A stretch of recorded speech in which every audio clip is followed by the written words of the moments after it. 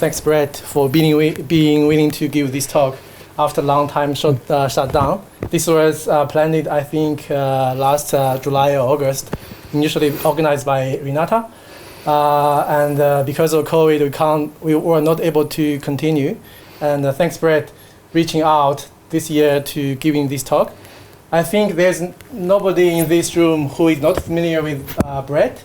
Brett has been with SPRI from his bachelor degree, and he did his PhD with the late Professor Stu Wenham. And his expertise is on advanced hydrogenation and laser doping, and which his team and him make it commercialized and has been used by LONGi. I read from your CV. Which in both the 24% efficiency PERC cell. Recently, Brett shifted his research a bit to the understanding and solving the problem of the sustainability of the terawatt scale PV development. And I forgot to mention, in 2022, Brett has been awarded the IEEE Stu Wenham Young Professional Award. And let's welcome Brett about the limitations and challenges towards the terawatt scale PV.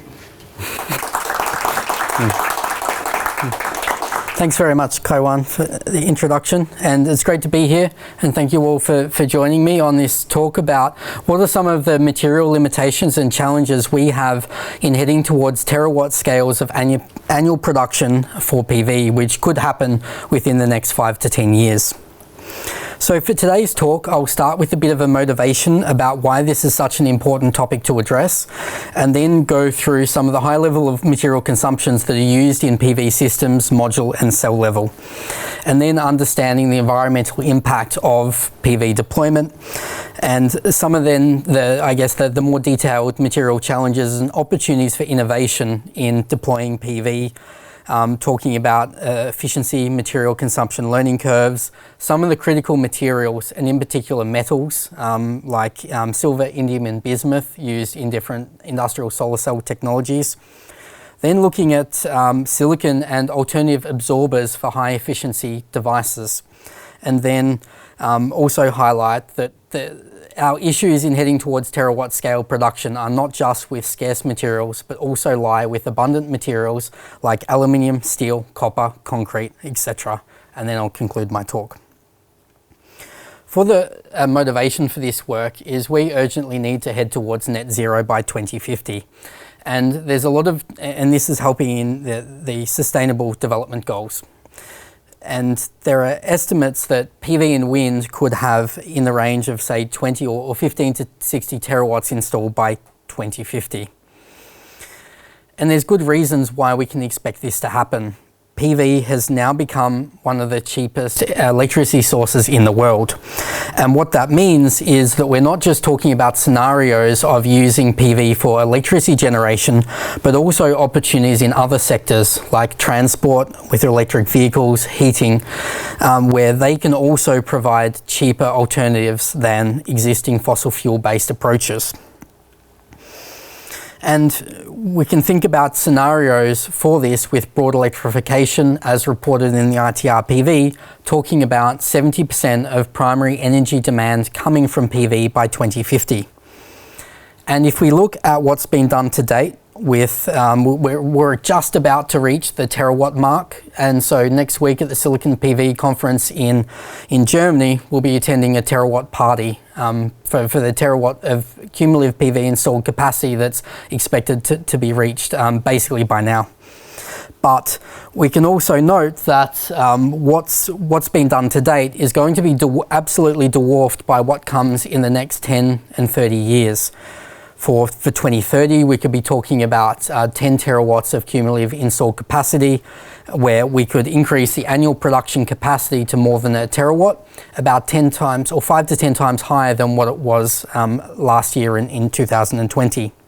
And then 60 terawatts by 2050, where we could be looking at scenarios with something like 3 to 5 terawatts per year. And with this becomes big concerns. Solar and PV and wind, other renewables in particular, are metals intensive. So the transition from fossil fuels to clean energy will reduce the mining demand of fossil fuels like coal, but increase the demand for metals. And the IEA, for example, has predicted that this demand for metals could increase sixfold up until 2040 with the clean energy transition.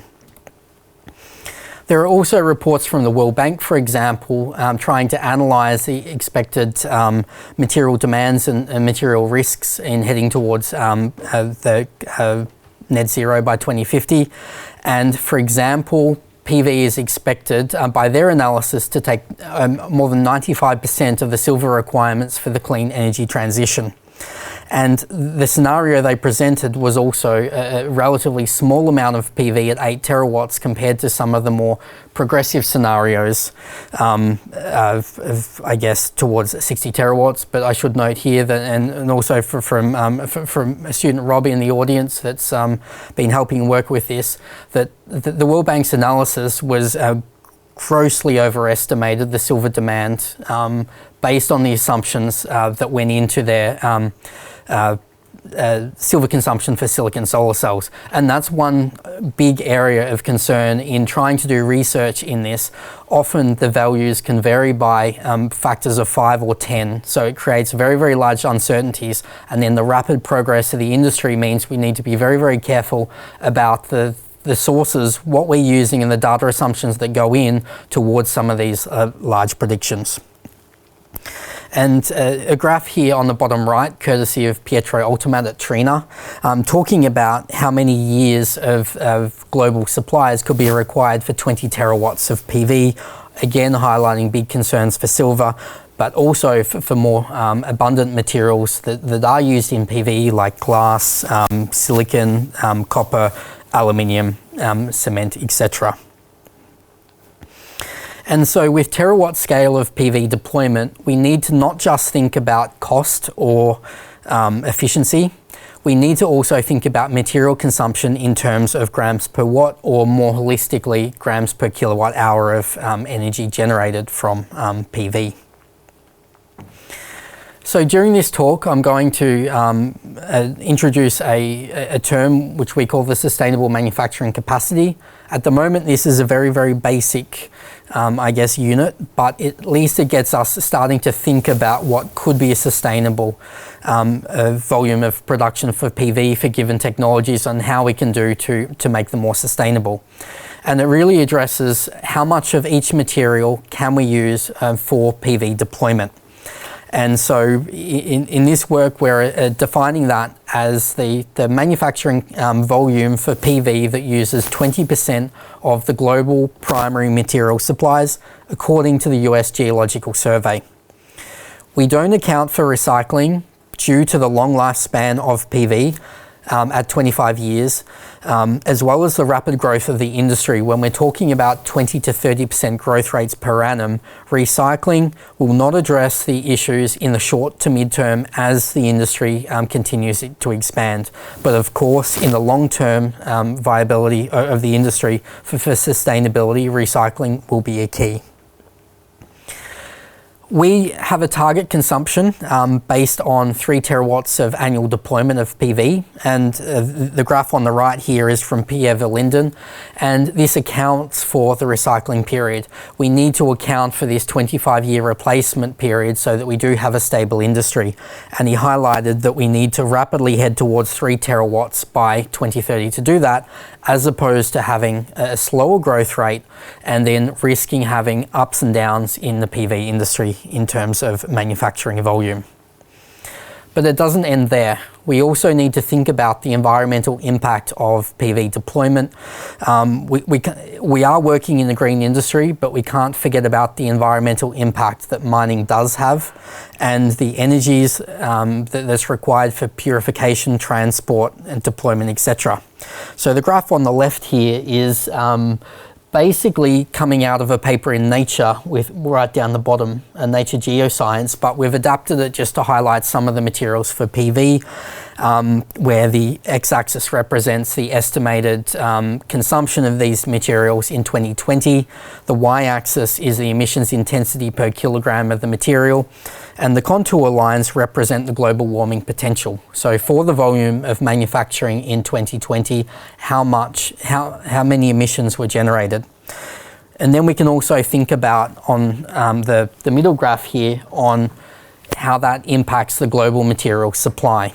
Where silver, for 3 terawatts, we could use more than 100% of the global material supply based on current consumption levels for the PV technologies.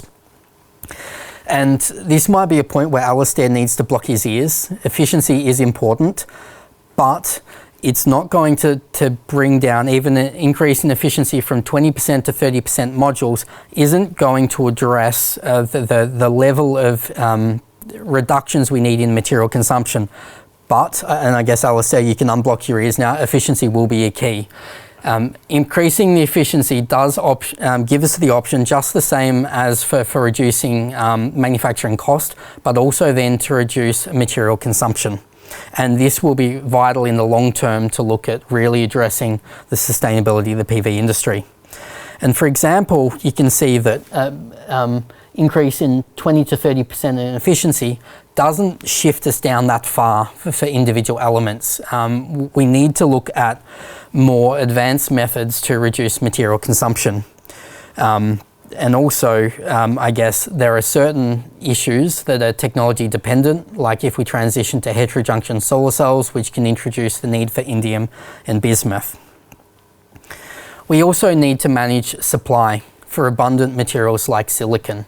Silicon, the kick up in the cost of PV deployment back around 2010 was due to a silicon shortage, not because it's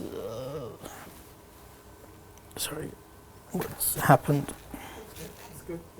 Okay, and this is not because silicon is scarce, but because of the pace that we're expanding the industry, and we need to make sure all of the processes along the value chains have expanded in sufficient time to meet the growing demand.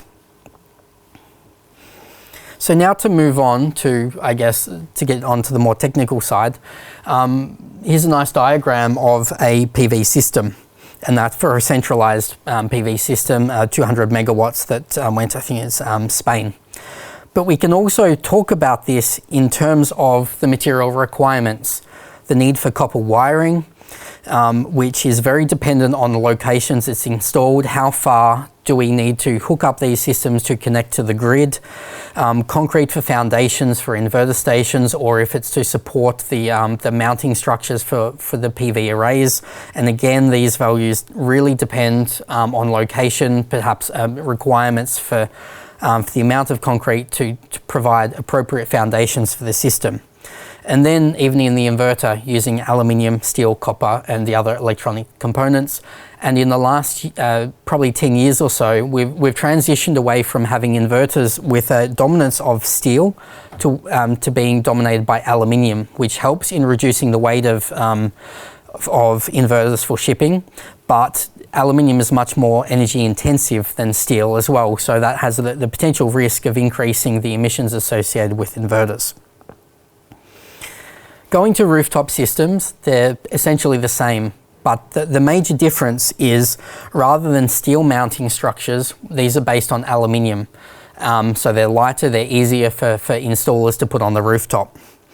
And so the aluminium consumption for residential systems is substantially higher than for centralized PV, but it's also taken away the dependence of steel for the mounting structures. And again, some of these values for mounting vary by more than a factor of 2. We've recently estimated, I went up onto the roof of my dad's house earlier this year, and we cut off a 100 millimeter excess part of some of the rack mounting, and we've done our own calculations to get to around 7.5 grams per watt, while other recent studies have talked more about 13 based on a meter squared arrangement. So again, these values vary substantially, and that will change how we see the impact on global material supplies and global reserves. And now, as we step further down into PV modules, we can look at the difference even between monofacial and bifacial modules, with bifacial modules using double glass, but because they have 2 layers of glass, they can use 2 millimeters thick for each glass layer, as opposed to around 3 millimeters for a monofacial module. And then the copper for interconnection wiring, I guess the copper ribbons to interconnect cells, EVA, the aluminium frame that already contributes around 5 to 7 grams per watt of materials. And one thing to note here is when we're shipping PV modules from where they're manufactured, mostly in China, to deploy them in Australia and around the world, we're essentially shipping aluminium and glass, which makes up 80 to 90% of the weight of a PV module. Our valuable cells that go into these modules account for only 2 to 3% of the module weight. So if we want to look at reducing shipping costs or reducing emissions associated with shipping, if we can look at options for local module assembly in Australia through companies like potentially SunDrive or Tindo, there are options for reducing both the cost and emissions associated with shipping. And then we go down to a level further towards the PV cell technology. So the PERC, as invented at UNSW back in the 1980s, with average industrial cell efficiencies of 28%. A recent TOPCon development, which also stems back to UNSW at 23.2%, and then slightly higher efficiencies for heterojunction solar cells at 24%. And just for a note, I've put a picture of a smartphone on the right here. For example, they use indium tin oxide for their touch screens, about 10 milligrams per piece, and they also use around 200 to 300 milligrams of silver. They have a selling price of $1,000 per iPhone. Our solar cells are worth less than $1 each, so we don't have the flexibility to tolerate price fluctuations like what more expensive products can. And for example, a PERC solar cell uses around a quarter or a half to a quarter of the silver as an iPhone and doesn't use ITO, whereas heterojunction solar cells, for example, in their current form, use equivalent amount of silver as an iPhone. And you'll see, if you look in the device structure, that why silver is substantially lower in PERC. We only need that on the front N-type contact, as well as having a small amount on the rear for the tabbing regions, aluminium silver, to enable interconnection.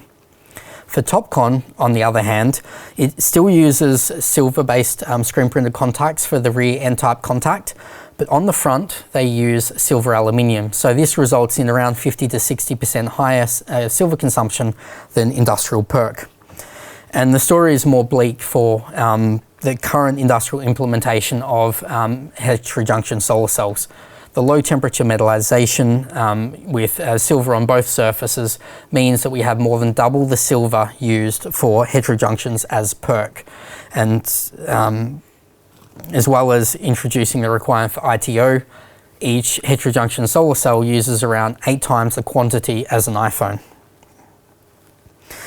And we can't forget about the power of each solar cell. Last year, we had around 190 gigawatts of PV deployed around the world, but each solar cell for a 166 millimeter solar cell has a power of around 6 watts. So we're talking about quantities of around 30 billion solar cells per year. So these numbers add up very, very quickly. And if we then think about terawatt scale, it could be substantially higher. So if we want to talk about the sustainable manufacturing capacity of some of these, we can talk about their dependence on different materials such as silver, indium and bismuth, which shows that PERC, which only really has issues with silver, currently could do around 300 to 350 gigawatts per annum, while TOPCon could only do 190 to 250, also based on a silver limitation, while heterojunction, it would be able to do much less than PERC and TOPCon due to silver, but it has more pressing issues, in particular related to indium and the use of ITO. And we're going to touch on more of these issues as I go through the talk. And we can also see the impact towards broad electrification based on current consumption values.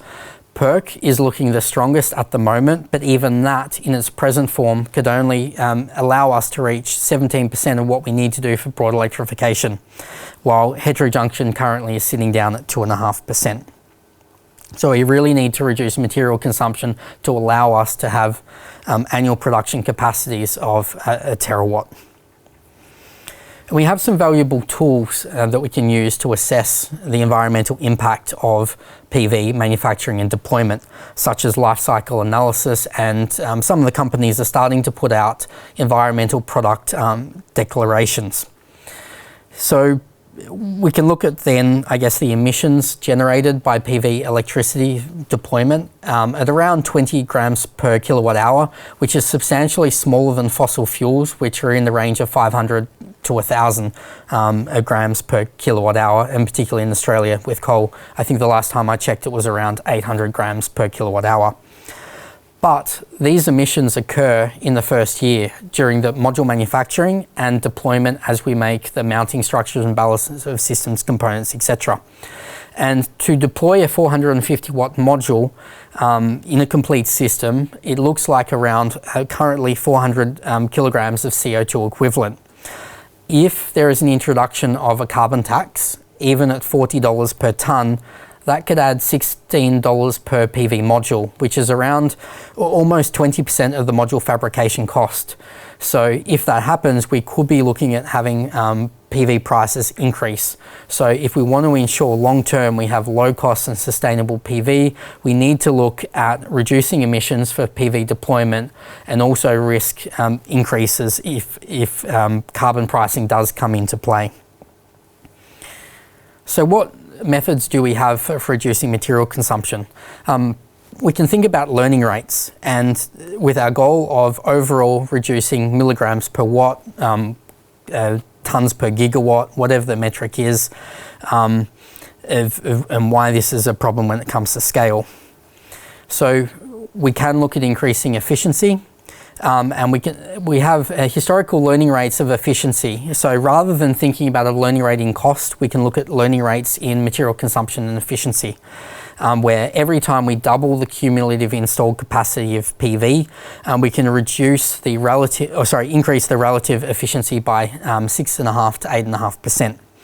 And so we can expect 30% efficient PV modules in 2050 or so, if there's 20 terawatts of PV installed. If it was heading towards 60 terawatts of PV deployment, then we can hit the 34% mark. Based in historical learning, we're not going to reach 30% efficiency in 2030. It's more like 25 to 26%. And we can use this to look at basically, as we increase the cumulative installed PV capacity, what's the relative reduction that we have in the material consumption for each element. So by the time we get to 20 terawatts of PV, we can expect a 35% reduction in material consumption compared to present levels, or 40% by the time we get to 60 terawatts. But we can also look at reducing the amount of milligrams or the actual mass of the materials going into PV's deployment. And I'll cover this a little bit on the next slide for silicon with a substantially higher learning rate, and also for silver. So silicon, and why we use it in PV, it's the second most abundant element on Earth, but it's emissions intensive. For a kilogram of silicon wafers, we take almost 300 kilowatt hours of electricity to go through purification, CZ, ingot growth, and wafering. And that has a large environmental impact with the direct emissions, indirect emissions from electricity, as well as the direct emissions going through the purification process when we're using these high temperatures and extra gases to purify the silicon to the level we require for PV. And on the top right, you'll see in 2020, we had around 450,000 tons of polysilicon purification in 2020. If we're looking at 1 terawatt, we need that to increase to around 2.4 megatons of polysilicon. And the amount of polysilicon is pretty much double the amount of silicon that's in our finished module. So we can't think about the amount of an element that's in our finished product. We need to think about the supply chain. For 600 grams of silicon wafers, we have to mine about 4 kilograms of quartzite or sand to get this quantity. And it can be similar as other materials. And silicon is one of the largest contributors to the emissions at the module level. More than 50% here, our estimates from Storm Drury, one of my undergraduate students doing a thesis this year, has been doing this work to look at how we can reduce the environmental impact.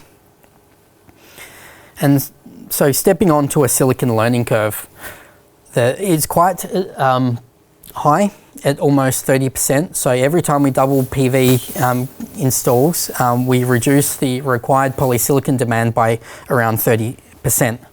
But there are going to be limits to where we can reach.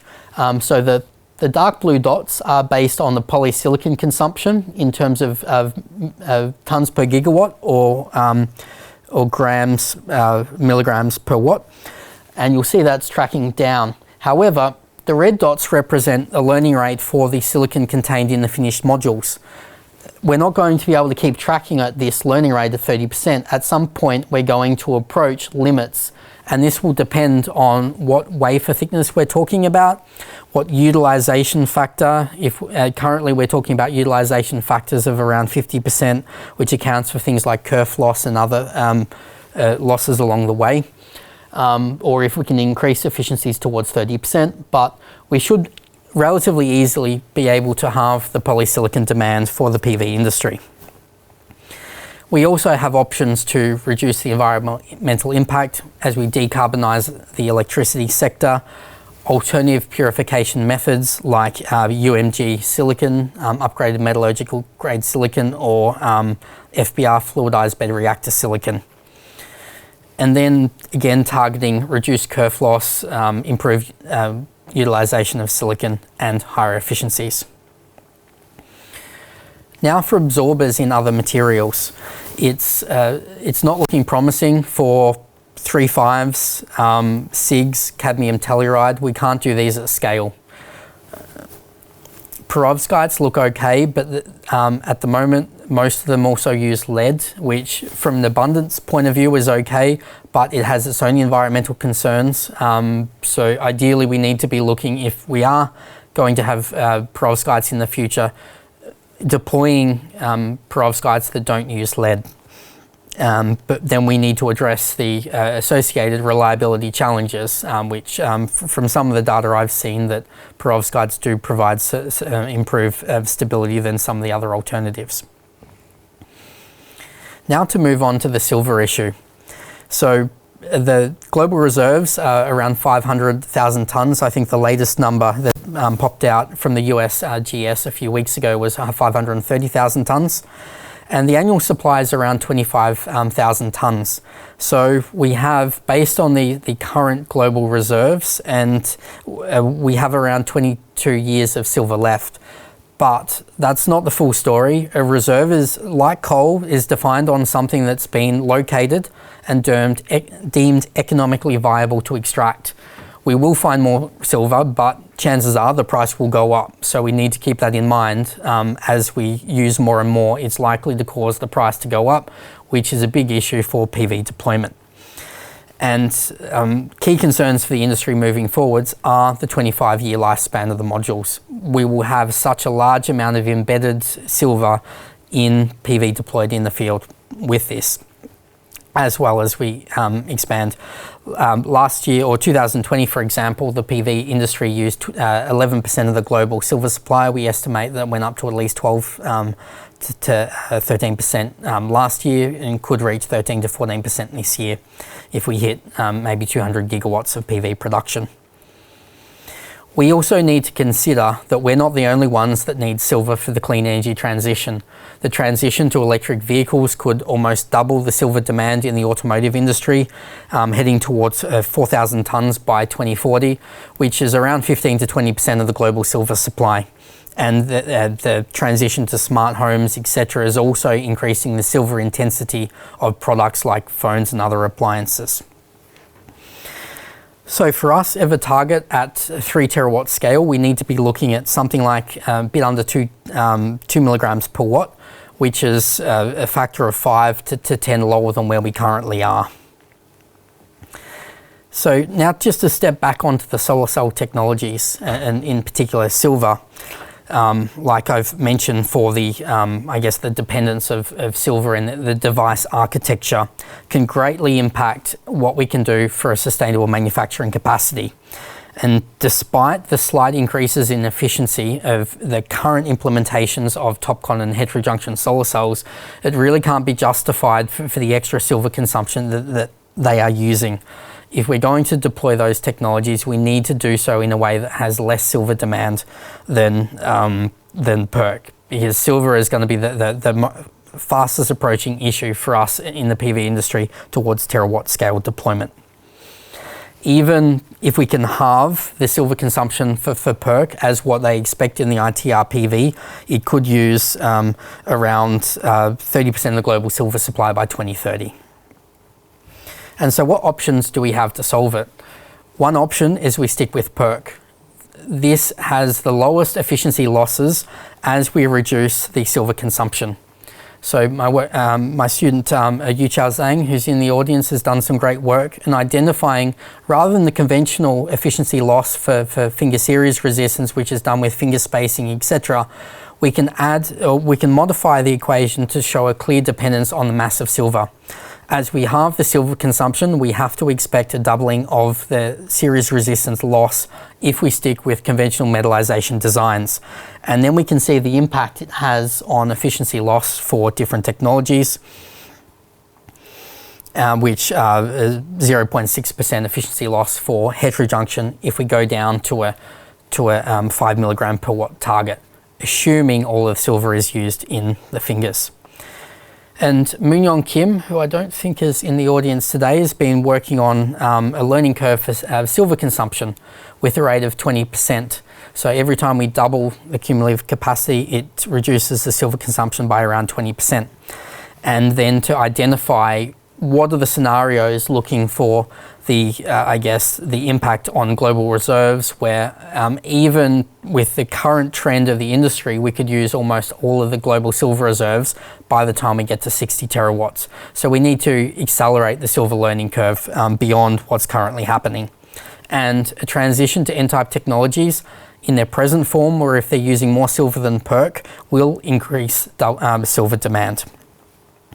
And here we have opportunities for innovation, looking at improving the utilization of silver, placing silver where it's critically required in devices, and accounting for the spatially dependent series resistance or recombination losses in a solar cell along the length of the finger. The majority of resistive loss comes right near the ends of the fingers, not halfway along. So looking at ways how we can be smarter about how we deposit silver on our solar cells. We can also look at ways to improve, have silver-lean screen printing, in particular for TOPCon and heterojunction, to look at addressing their silver issues. Looking at silver-lean paste, where this can potentially relax the requirements, what we have on trying to reduce cross-sectional area, which can negatively impact yield by finger breaks.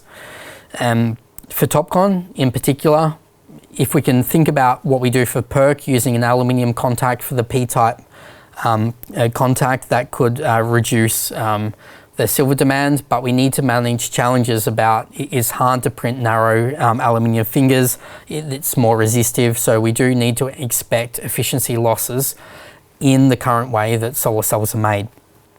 We can also then use on the rear contact of say Polo IBC, so some new results from ISFH that came out I think in the last week or so, where it can get rid of some of those challenges, where we can, on the back surface, we can have fatter aluminium fingers if we're not so worried about consumption. For heterojunctions, then we have new pastes around copper or silver-coated copper, which can address issues of interactions with EVA oxidation as well. And this is enabling 30 to 50% reduction in silver.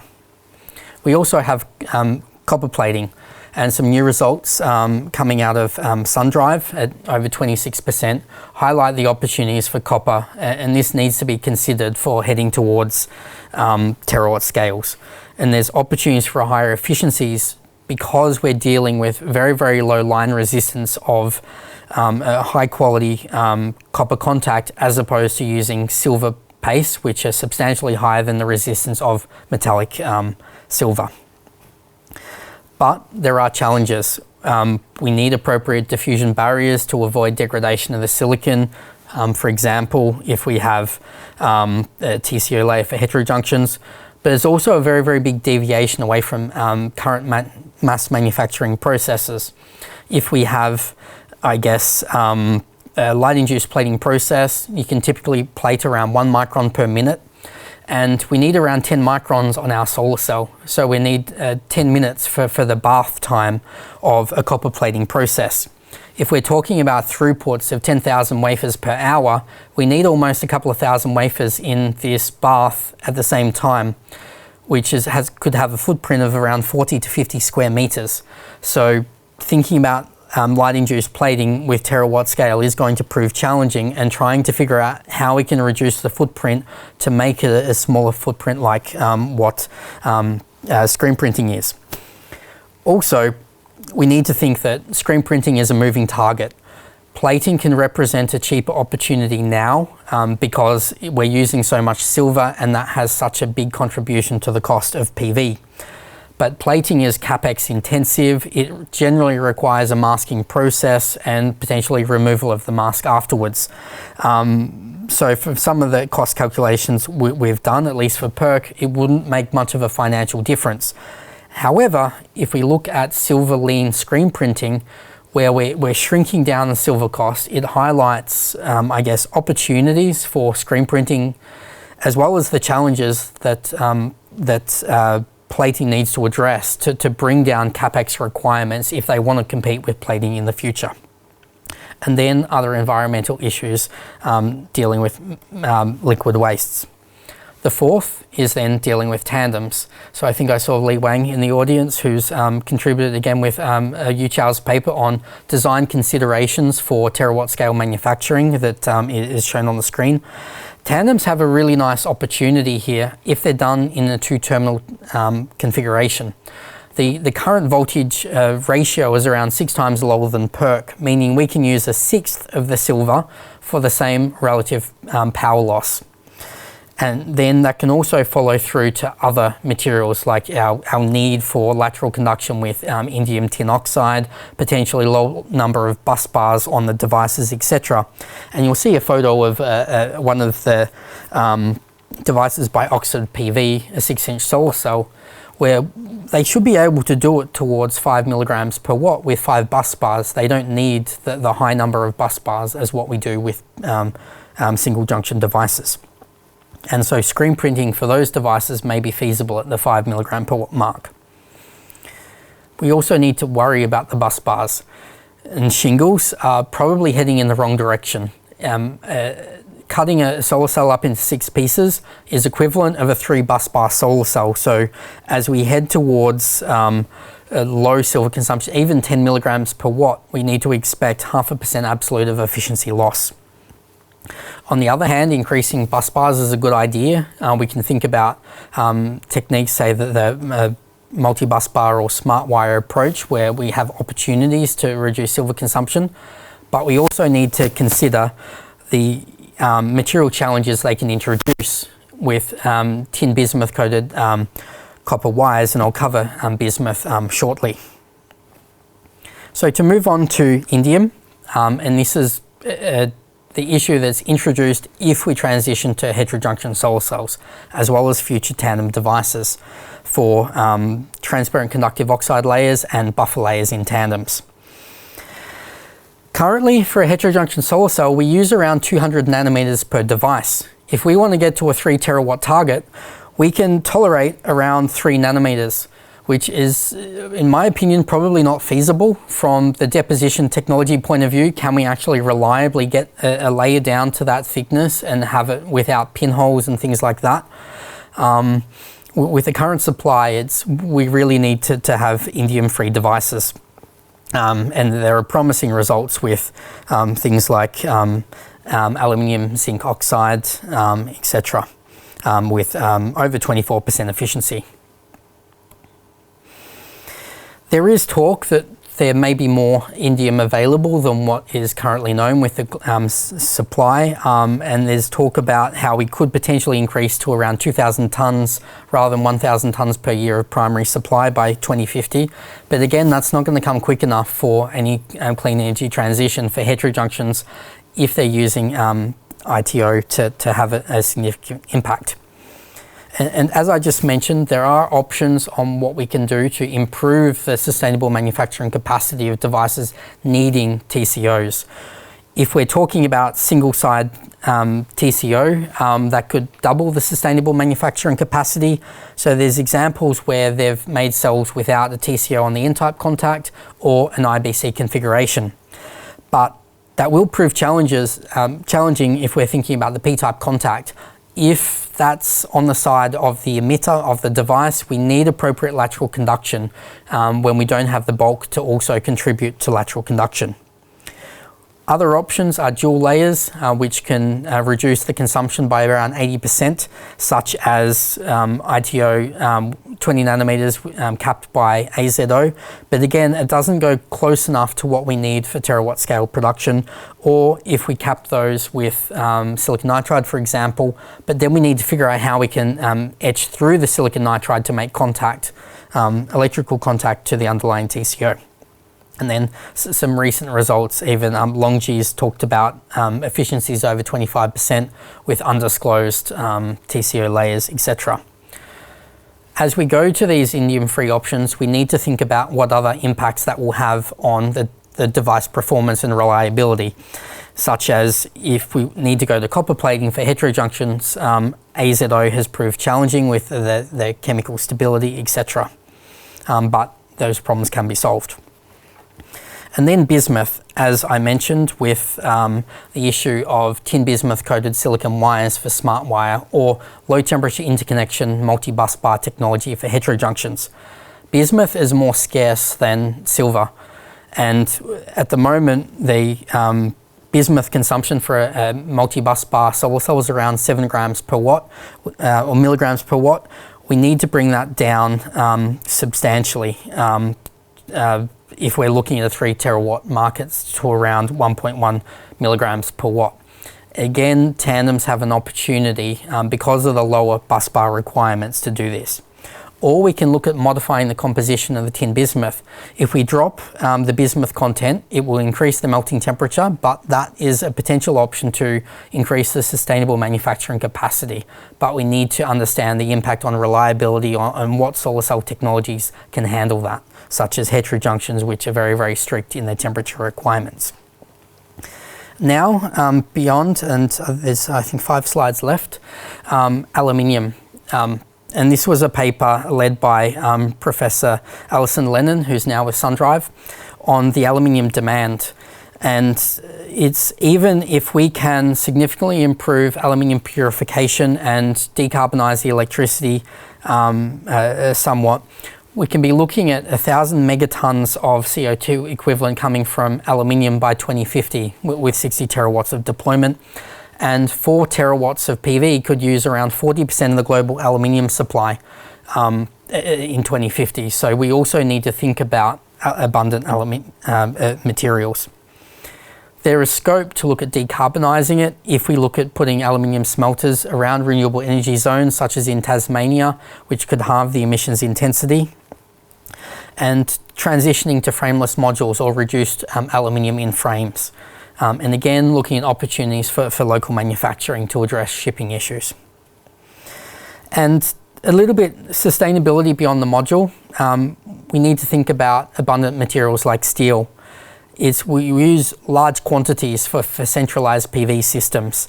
And what opportunities do we have for improved mounting structures that use less steel, as well as opportunities for decarbonising steel production using green hydrogen generated from PV, for example, or green steel using waste products from other industries like what some of the other work that's been done at UNSW.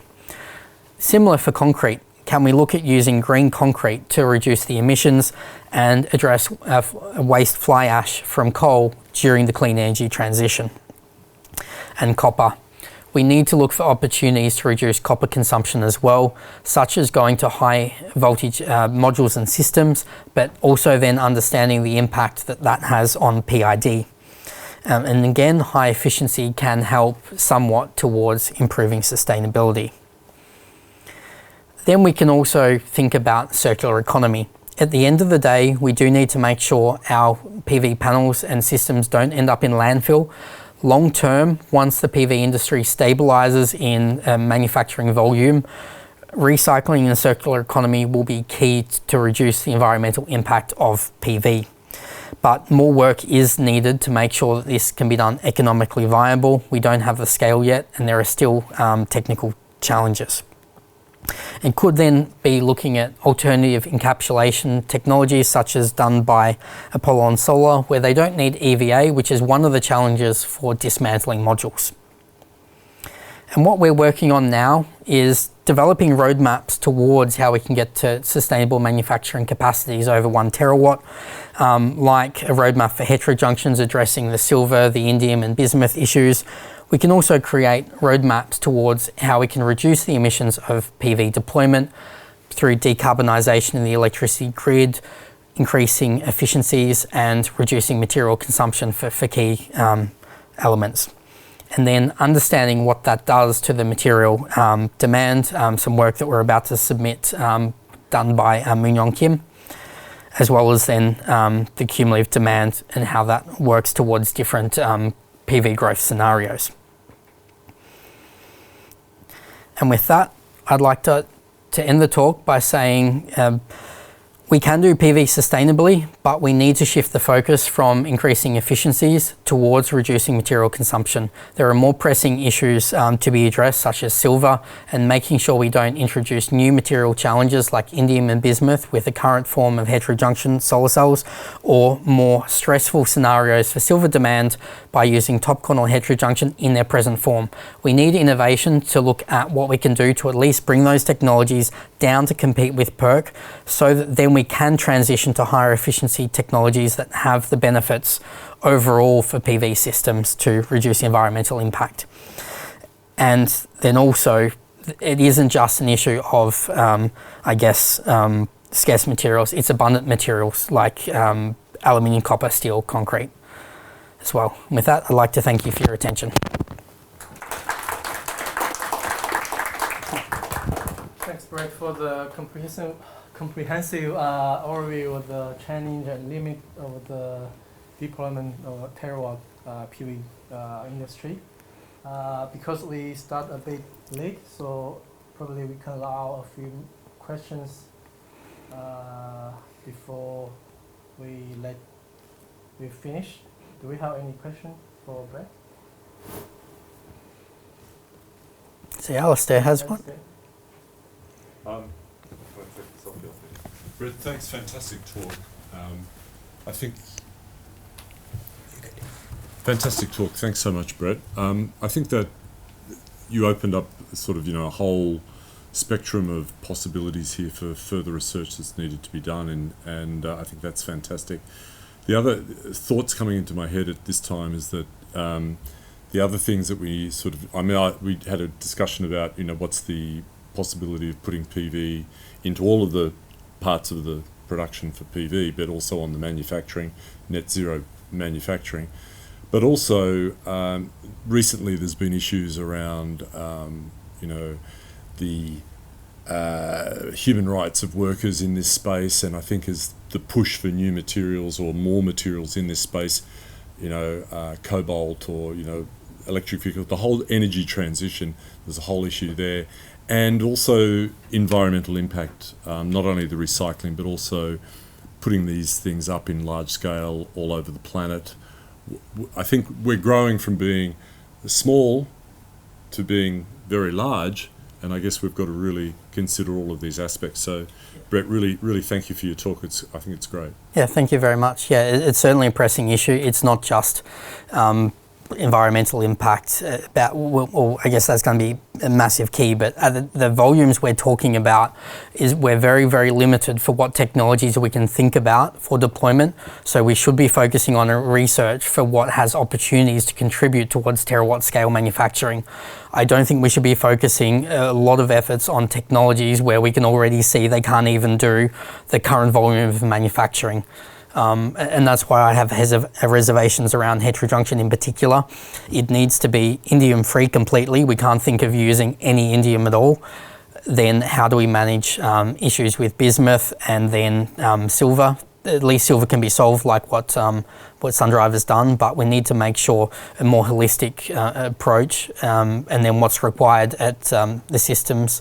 I didn't include zinc, but zinc is used in galvanized steel, so we need to understand for wind, I think that the numbers are maybe 5 times higher for steel demand than what they are for the PV industry. So we need to also start thinking about not just with what I've done today on how much we're going to use for PV, but every other industry is going to be increasing their demand as well. And then can we actually afford to use those materials when they can probably pay a lot more for like electric vehicles than what we can?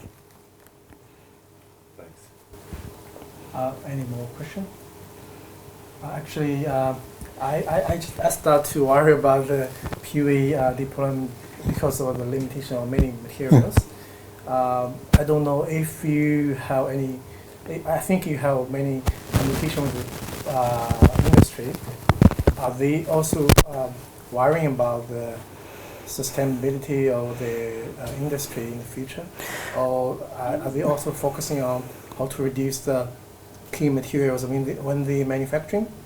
I don't know. Yeah, that's because from your talk, I think people need to worry about the PV deployment. Yeah, that's a great question, and PV manufacturers are thinking about this, like companies like SunDrive to address the silver issue. I've also been working quite closely with Trina Solar, for example, and Pietro Ultimat, Pierre Verlinden, and there are a lot of people in the industry that are taking this issue very, very seriously, and manufacturers. There are also manufacturers that I'd say are more focused on cost rather than sustainability. Thankfully, at least silver costs a lot of money, meaning that as it costs them more and more money, they will actually take these issues more seriously. However, it would be better if they would be thinking more proactively as reactively. And unfortunately, I have had some PERC manufacturers that say, oh, why are you focusing on reducing silver consumption for PERC? It's not an issue for cost, whereas we would see it very differently. Even for PERC, we need to at least get the silver consumption down by a factor of 3 relatively soon, and then further beyond that to do it sustainably. Okay, if we don't have any further questions, thanks everyone for coming, and thanks Brett again.